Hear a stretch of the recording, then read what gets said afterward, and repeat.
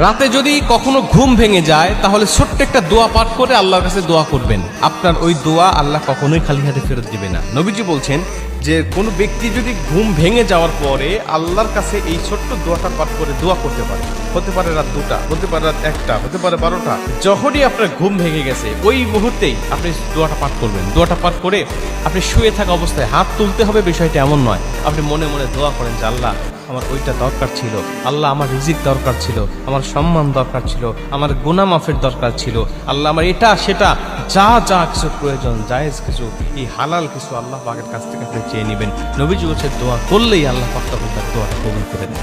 আর আরও ভালো হয় যদি আপনি ঘুম ভেঙে যাওয়ার পরে 2টার সময় আপনার ঘুম ভেঙে গেছে, আপনি উঠে যান, উঠে গিয়ে ওযু করে আপনি 2 রাকাত তাহাজ্জুদ নামাজে দাঁড়িয়ে যান। কারণ নবীজি বলছে যে ওই সময় কিছু চাইলেই আল্লাহ দোয়া কবুল করে। আপনি ঘুম ভেঙে যাওয়ার পরে দোয়াটা করলেন, দোয়াটাও কবুল হয়ে গেল, আর আপনি ওযু করে